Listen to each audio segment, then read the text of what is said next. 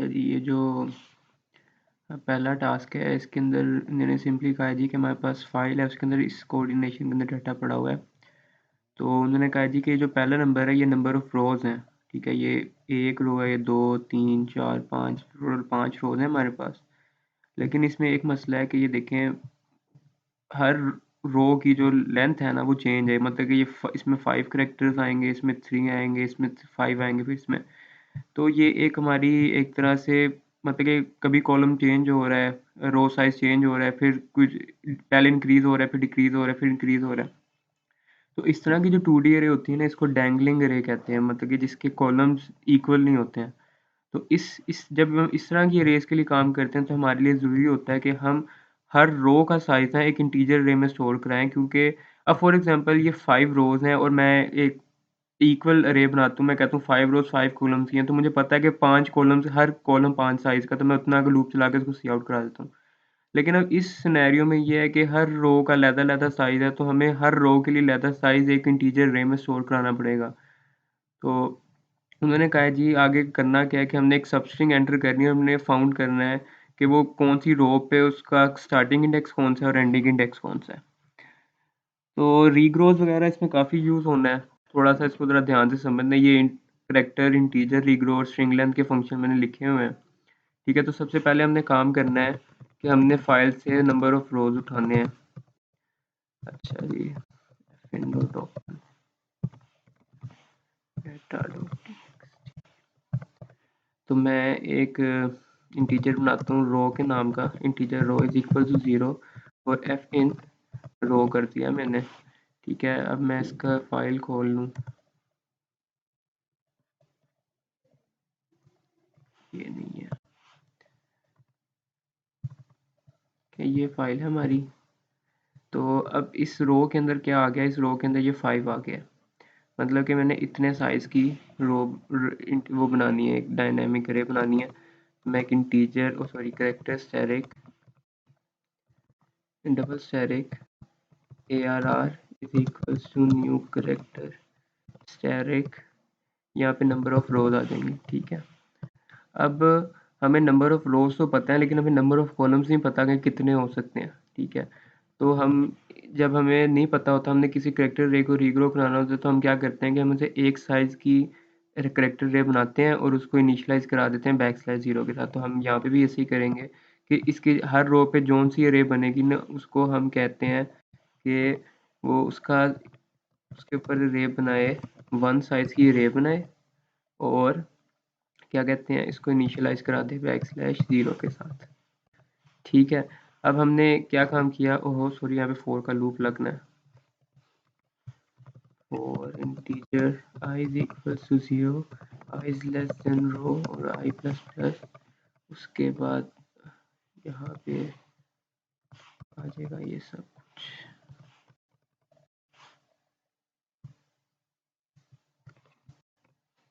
ठीक है, अब हमने ये डाटा रीड करना है फाइल में से, ये वाला। और इसका क्या तरीका होगा कि जो मैंने लॉजिक बनाया, मैं कह रहा हूँ कि मैं डॉट गेट लाइन से ये पूरी लाइन उठाऊंगा। और एक और चीज़ है, ये इसके बीच में स्पेसेस हैं। ठीक है, तो हमें स्पेसेस नहीं, हमें सिर्फ करेक्टर चाहिए। तो हम क्या करते हैं कि हम एक वाइल का लूप चलाएंगे जो कि चलेगा फाइल के एंड तक। ठीक है, उसके बाद मैं कहता हूँ कि मैं एक इंटीजर बनाता हूँ साइज़ के लिए, ताकि मुझे पता चल जाए कि पहले कॉलम में कितने करेक्टर्स हैं। ठीक है, अगर फॉर एग्जांपल इसमें 5 करेक्टर्स हैं ना, तो मैं एक इंटीजर अरे बनाऊंगा। पहले मैं एक इंटीजर अरे बना लेता हूँ जिसमें मैंने साइज़ स्टोर कराना है। तो मैं एक इंटीजर स्टैटिक काउंट के नाम से बनाता हूँ उसका न्यू इंटीजर। उसको मैं साइज़ देता हूँ 0 और इनिशियलाइज़ भी करा देता हूँ 0 के साथ। नहीं, इसको इनिशियलाइज़ नहीं करा सकते क्योंकि 0 साइज़ है। अच्छा, और इसके लिए हमें एक साइज़ भी चाहिए होता है। जब हमने एक इंटीजर रे को रीग्रो कराना होता है, तो हमें इसका इनिशियल साइज़ चाहिए होता है। तो इसके लिए मैं कहता हूँ integer count size equals to 0। ठीक है, अब मैंने कहा जी integer size is equal to 0 और एक करेक्टर की डायनेमिक अरे बनाता हूँ टेम्प के नाम से, जिसके अंदर मैं पूरी लाइन उठा लूँगा। इसको 10 साइज़ दे देते हैं। ठीक है, उसके बाद F in dot gate line किया और टेम्प कोमा 10। अब यहाँ पे क्या हुआ है, इतनी सी जगह पे क्या हुआ कि एक ये जो टेम्प बनी थी ना, उसने क्या किया, उसके अंदर ये पूरी ये वाली लाइन आ गई, पूरी ये वाली लाइन। अब मुझे खाली जो इन रेस को रीग्रो कराना है, हर जो क्या कहते हैं रो के ऊपर रे बननी है उसको रीग्रो कराना है, तो उसके अंदर मुझे सिर्फ करेक्टर चाहिए, स्पेसेस नहीं चाहिए। ठीक है, तो उसके लिए मैं क्या करूँगा, मैं एक फोर का लूप चलाऊंगा, for integer i is equal to 0, और तब तक चलेगा जब तक कि टेम्प आई के अंदर /0 नहीं आ जाता, और आई प्लस प्लस। उसके बाद मैं यहाँ पे सिंपली कहूँगा if temp i is not equals to space, तो क्या करे कि रीग्रो करा दे करेक्टर को, वो करेक्टर रे को। हमारी करेक्टर कौन सी है, अब ये देखो ये है ना, इसका हमने ये जो ARR है इसके 0th इंडेक्स पे जो रे है पहले हमने उसको रीग्रो करना है। तो हमें उसके लिए मतलब कि जैसे हम वो एक अलग इंटीजर्स बनाते थे, तो मैं यहाँ पे एक इंटीजर बना लूँगा, integer h is equal to 0। ठीक है, तो integer h is equal to 0 यहाँ पे मैं लिख दूँगा रे h, और उसमें ऐड क्या कराना है मैंने, टेम्प आई। टेम्प आई जो है करेक्टर होगा, क्योंकि टेम्प आई के अंदर एक वो करेक्टर्स की रे है। तो जब स्पेस नहीं होगी, मतलब कि फॉर एग्जांपल पहले उसने ए देखा, टेम्प के 0 पे ए पड़ा हुआ है, तो उसने इस रे 0 के अंदर ए पुट करवा दिया। फिर आगे आया स्पेस देखी, नहीं ये इफ़ की स्टेटमेंट नहीं चली। ठीक है, उसके बाद बी देखा, फिर उसने टेम्प के जो 2 है इंडेक्स है उसके ऊपर बी पड़ा हुआ था, उसने इस रे 0 के अंदर एच को रीग्रो करा दिया। इस तरह होता जाएगा। दूसरा हमने इसका साइज भी काउंट करना था कि ये हमें कितने करेक्टर्स मिल रहे हैं। तो जब करेक्टर्स आए तो हमें काउंट भी करना है। फॉर एग्जांपल यहाँ पे 5 करेक्टर्स हैं, तो हमें काउंट करने के लिए जो हमने ये बनाया था साइज का वेरिएबल बनाया है, इसको हम प्लस प्लस कराते जाएंगे। सिंपल ये काम हुआ, ठीक हो गया। उसके बाद हमने क्या कहते हैं, जो ARR 0 है उसके अंदर हमने ABCD रखवा दिया, और साइज भी प्लस प्लस हो गया, तो साइज में 5 पड़ा हुआ है। उसके बाद हम यहाँ पे आके कहेंगे कि हाँ, यहाँ पे आके हमने फिर करना था, क्या करेंगे हमने इस इंटीजर की जो ये अरे बनाई है काउंट के अंदर, इसके अंदर हमने साइज को रखवाना है। ठीक है, तो मैं यहाँ पे करूँगा कि रीग्रो इंटीजर, इसमें मैंने काउंट किया अरे को, ये काउंट है, और ये काउंट साइज इसका इनिशियल साइज है। इसको मैं कहूँगा जी काउंट की अरे को रीग्रो कराना है, इसमें साइज रखवाना है, और इसका इनिशियल साइज है काउंट साइज। सही है। उसके बाद अब ये साइज जो था सिर्फ इस पहली अरे, इस पहली के लिए था, इस पहली लाइन के लिए। अब जब ये लूप दोबारा चलेगा तो हमें क्या कहते हैं, इस वाली के लिए करना है काउंट। तो इसलिए मैंने ये जो इंटीजर साइज था इस लूप के अंदर बनाया था, क्योंकि जब ये दोबारा से लूप चलेगा तो साइज की वैल्यू खुद ब खुद 0 हो जाएगी, हमें करनी नहीं पड़ेगी। अब हमने सिंपल यहाँ पे क्या करना है कि हमने इस काउंट साइज के अंदर इंक्रीमेंट करना है, क्योंकि ये साइज होता है जो हमारी इंटीजर रे होती है उसका। दूसरा हमने ये जो h किया हमने इसको भी इवॉल्व करना है, क्योंकि अभी अरे 0 के अंदर स्टोर कराया है, जब दोबारा लूप चलेगा तो हमें अरे 1 के अंदर स्टोर कराना पड़ेगा। ठीक है, तो सिंपली यहाँ पे मैं करता हूँ h प्लस प्लस ऐसे। और अब खैर इस लूप को चला कर देखते हैं कि क्या होगा। अब जब ये लूप वाइल का लूप पूरा चल जाएगा ना, तो ये जो काउंट की रे है इसके अंदर हर कॉलम का साइज पड़ा होगा इंडेक्स बाय इंडेक्स।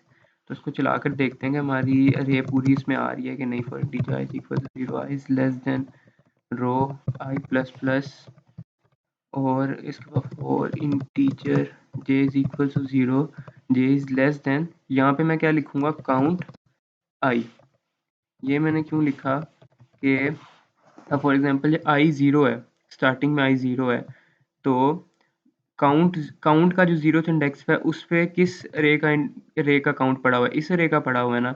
तो ये लूप उतनी दफ़ा चलेगा जितनी दफ़ा काउंट के 0th वेरिएबल पे नंबर पड़ा होगा। फॉर एग्जांपल काउंट के 0 इंडेक्स पे 5 पड़ा होगा, फिर जब ये दूसरी दफ़ा चलेगा तो काउंट के पहले इंडेक्स पे 3 पड़ा होगा, फिर दूसरे इंडेक्स पे 5 पड़ा होगा, फिर चौथे पे 5, इस तरह करके ये आइटरेट करता जाएगा। तो यहाँ पे मैं सी आउट कराता हूँ अपनी अरे को, आई जे साथ एक स्पेस दे देता हूँ, और सी आउट एंड एल कर दिया। उसके बाद इसको रन करके देख लेते हैं कि सही चल रहा है कि नहीं।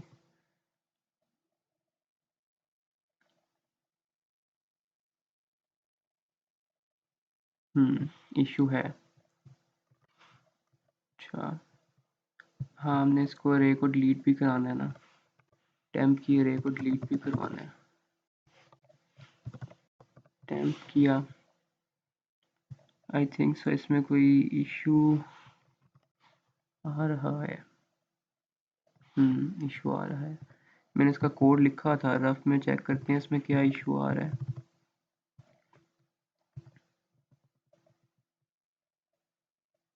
हाँ एक और चीज़ है। हाँ हाँ हाँ हाँ, देखो, अगर तो ये देखो इसमें ये इशू आता है कि ये जो हमारी फाइल्स हैं ना, ये क्या करती है कि ये एंड ऑफ फाइल यहाँ तक चलाती है, तो ये यहाँ पे ज़ीरो देता है और एक ये यहाँ पे ज़ीरो देता है। तो हमने तो जब ज़ीरो आए तो हमने कुछ भी अरे के अंदर पुट नहीं करवाना। तो हमारे पास साइज़ कहाँ पे पड़ा हुआ है, साइज़ के अंदर पड़ा हुआ है। तो यहाँ पे आके हम सिंपल कहेंगे if size is greater than zero, तब ये सारा काम उसके अंदर करे, वरना ना करे। ठीक है, यही इधर कर दिया। तो अब क्या होगा कि अब फॉर एग्जांपल जब ये हमने 5 इनपुट ले लिया ना, तो उसके बाद ये F in dot gate line जब एक बार चलेगा तो इसमें कुछ भी नहीं आना। ठीक है, आगे एम्प्टी है तो इसके आगे कुछ भी नहीं आना, तो इसमें जो साइज़ होगा वो ज़ीरो होगा।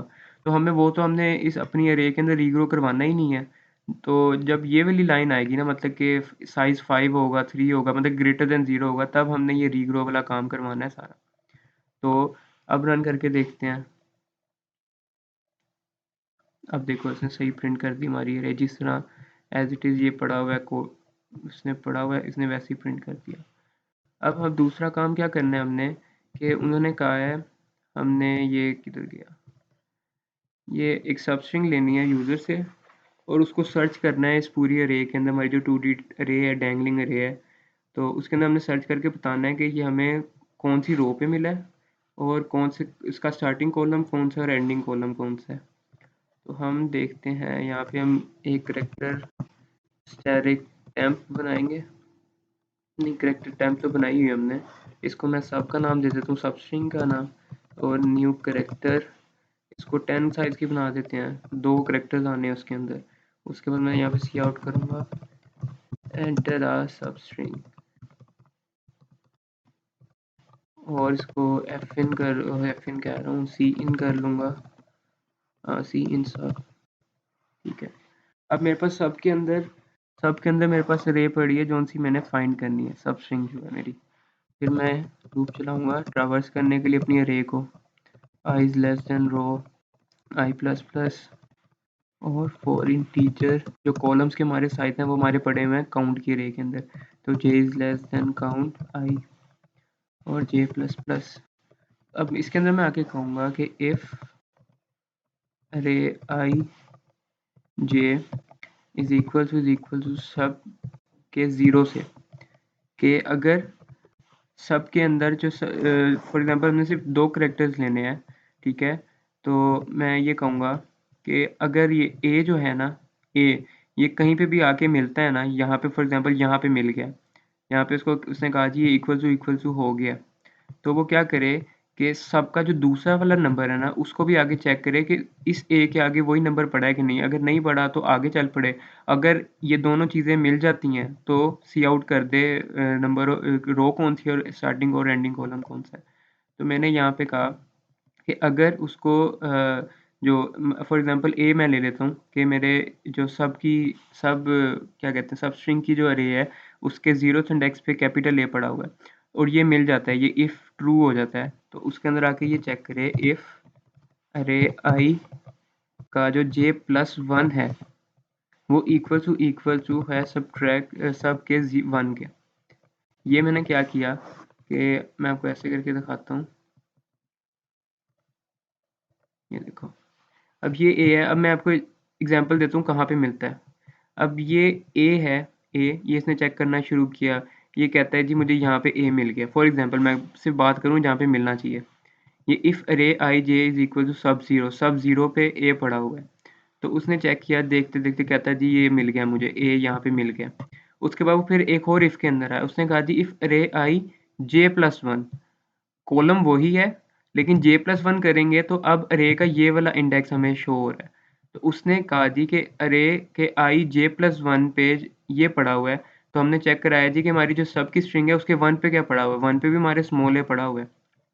तो अब यहाँ पे कंफर्म हो गया जी कि हमारी जो ये सब स्ट्रिंग है ये इस अरे के अंदर है।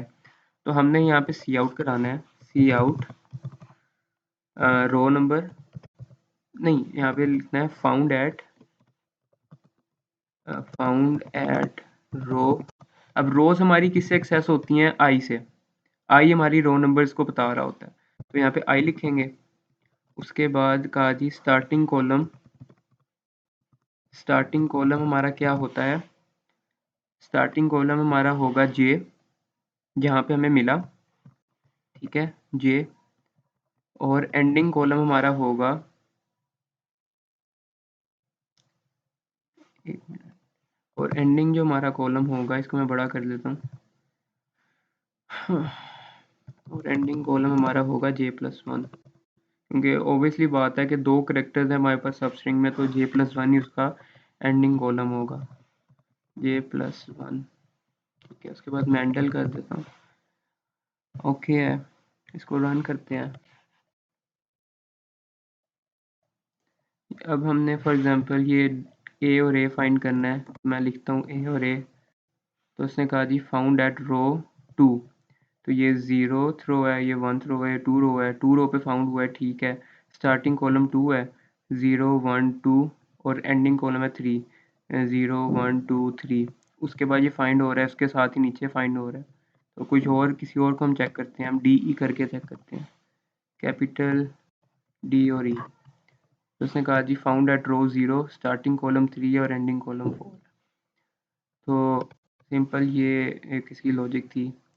और अगर आपने इन चीज़ों को समझना है तो काइंडली डायनामिक 2D अरेज के सिंटैक्स के बारे में पढ़ें, और हर 2D अरे के इंडेक्स को कैसे एक्सेस करते हैं, उनको कैसे एक्सेस किया जाता है, ये है। और डैंगलिंग अरेज जो होती हैं जिनके कॉलम्स हमें कंफर्म नहीं होते हैं कि हर किसी कॉलम का कोई साइज़ है, किसी कॉलम का कोई साइज़ है, तो उसको हमें रीग्रो के ज़रिए इनपुट लेनी पड़ती है, और हर कॉलम का साइज़ हमें एक इंटीजर अरे में रखवाना पड़ता है, जिससे मैंने ये काउंट के अंदर रखवाया। ठीक है, अगर मैं आपको ये काउंट की जो है, काउंट की रे है उसको मैं आपको आउटपुट करके दिखाऊं, मैं आपको दिखाता हूँ कि वो क्या आउटपुट करता है। टोटल हमारे पास 5 है ना, for integer i is equal to 0, i is less than 5 और आई प्लस प्लस, इसमें हम कहेंगे, नहीं 5 नहीं 7 है, क्योंकि वो दो जीरोज भी इंक्लूड कर रहा होता है। तो मैं अभी सी आउट कराता हूँ, सी आउट काउंट आई स्पेस के साथ, हम देखते हैं कि इसके अंदर क्या पड़ा हुआ है। ठीक है, अब देखें उसके अंदर, नहीं 5 ही है, यहाँ पे 5 ही आएगा, 5। ठीक है, ये देखें पहली अरे का साइज़ 5 है तो 5 पड़ा हुआ है, दूसरी का 3 है तो यहाँ पे 3 पड़ा हुआ है, फिर इसका 5 है, 5 5 5। अगर इसको मैं कम कर देता हूँ, इसको मैं ऐसे कर दिया मैंने, अब देखते हैं क्या आता है साइज़। इसको रन करते हैं कोड को, तो ये देखें उसमें 4 आ गया वहाँ पे। अब देखें यहाँ पे 4 आ गया। ठीक है, सिंपल ऐसे काम होता है, ये कोड है। आप इसको देख के करना है, देख के कर लें, खुद ही प्रैक्टिस करनी खुद ही कर लें, आपकी मर्ज़ी है। सही है,